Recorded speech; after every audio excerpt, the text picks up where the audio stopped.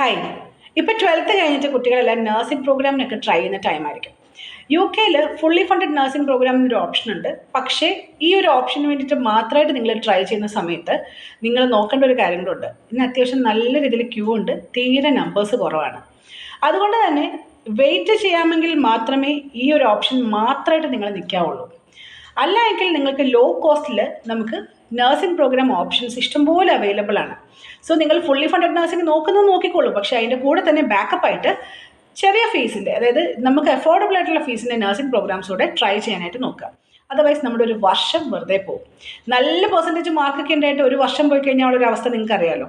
അതുകൊണ്ട് തന്നെ ഈ ഒരു പ്രോഗ്രാം മാത്രം സ്റ്റിക്ക് ഓൺ ചെയ്യാതെ ബാക്കിയുള്ള പ്രോഗ്രാംസ് നോക്കുക. IELTS വേണ്ട, IELTS ഇല്ലാതെ ചെയ്യാനുള്ള ഓപ്ഷൻസും നഴ്സിംഗ് അവൈലബിൾ ആണ്. അതുപോലെ പ്രീ രജിസ്ട്രേഷൻ പ്രോഗ്രാം, അങ്ങനെയുള്ള ഒത്തിരിയേറെ പ്രോഗ്രാംസ് അവൈലബിൾ ആണ്.